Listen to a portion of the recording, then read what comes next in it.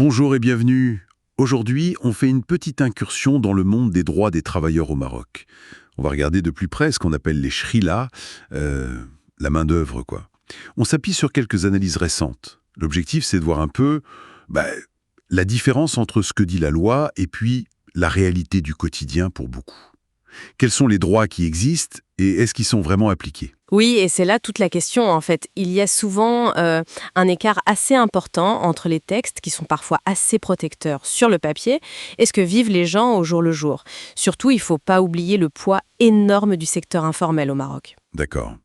Alors, commençons par la base. La loi marocaine, elle garantit quoi, au minimum? Alors, la loi pose plusieurs bases solides. D'abord, le droit à un salaire minimum, le SMIG ou le SMAG pour l'agriculture. Ensuite, une durée légale du travail.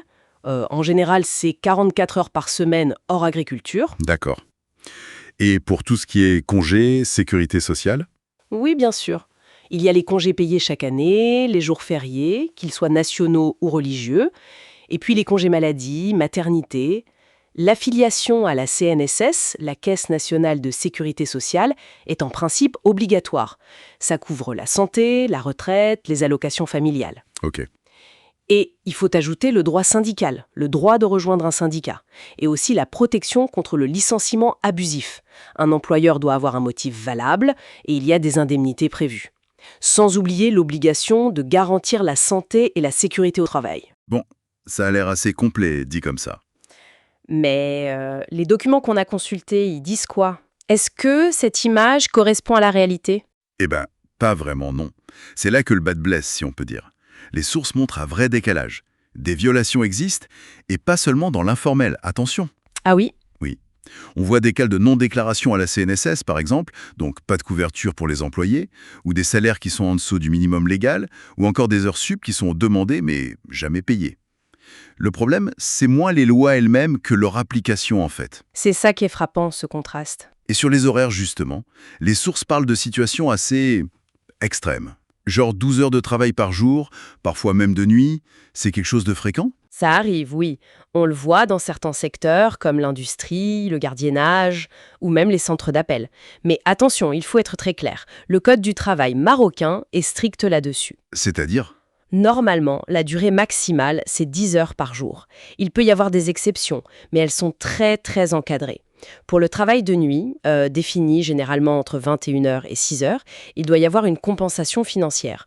Et il y a des protections particulières pour les femmes notamment. Et les heures supplémentaires? Toute heure supplémentaire doit être justifiée déjà, et elle doit être payée plus cher. Plus 25, plus 50%, parfois même plus 100% si c'est un jour férié ou la nuit. On ne peut pas juste les imposer comme ça. Donc, une boîte qui force ses employés à faire 12 heures de nuit sans respecter tout ça, Elle est hors la loi. complètement. Et le travailleur a des recours. Il peut aller voir l'inspection du travail, par exemple. Ces longues journées, ça pose forcément la question du repos, des congés. Est-ce que les documents suggèrent que les congés prévus sont suffisants? Surtout pour les boulots difficiles. Ce qui ressort des analyses, c'est que c'est souvent jugé insuffisant. Surtout, oui, pour les métiers qui sont très durs physiquement ou même mentalement. Le repos, c'est pas un luxe, c'est essentiel pour la santé et même pour être productif. Dans l'industrie, par exemple, c'est flagrant. Les heures sont longues, le travail est répétitif, parfois dangereux. Et même quand ce droit au congé existe sur le papier, est-ce qu'ils en profitent vraiment? Mais non, c'est ça le pire. Les sources indiquent que beaucoup n'en bénéficient pas pleinement. Soit il y a une pression de l'employeur pour ne pas les prendre, soit c'est une forme d'exploitation un peu masquée, ou alors les congés ne sont tout simplement pas payés. J'imagine les conséquences, hein. Elles sont lourdes, l'épuisement, la démotivation, des problèmes de santé à terme, et puis un déséquilibre total entre la vie pro et la vie perso. Alors, si on a des lois mais qu'elles sont mal appliquées, c'est quoi le fond du problème d'après les analyses? Où est-ce que ça coince? Le point qui revient tout le temps dans les documents, c'est vraiment le manque de contrôle. Le problème majeur, ce n'est pas tant qu'il manque des lois, mais qu'on ne vérifie pas assez si elles sont respectées. C'est un souci d'application effective. Manque de contrôle, ça veut dire quoi concrètement? Ça veut dire que beaucoup d'entreprises qui ne respectent pas les règles n'ont pas vraiment peur d'être sanctionnées. Les organismes de contrôle, comme l'inspection du travail, manquent souvent de moyens, de personnel pour être partout et vérifier efficacement. On parle de besoin de flexibilité dans les horaires, ok, mais ça doit être encadré, contrôlé, pas juste subi par les travailleurs. Et Est-ce qu'il y a des pistes de solutions qui sont évoquées? Oui, plusieurs idées circulent. Renforcer vraiment les moyens de l'inspection du travail, ça semble essentiel.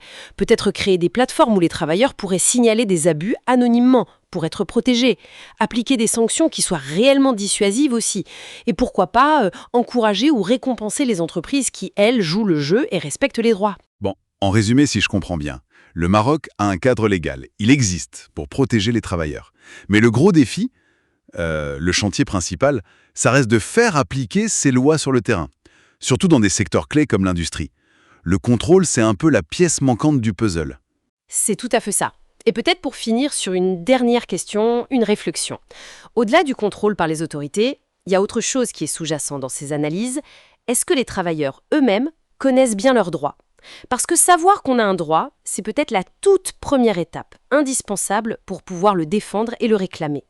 Un travailleur informé, c'est déjà un travailleur un peu moins vulnérable finalement.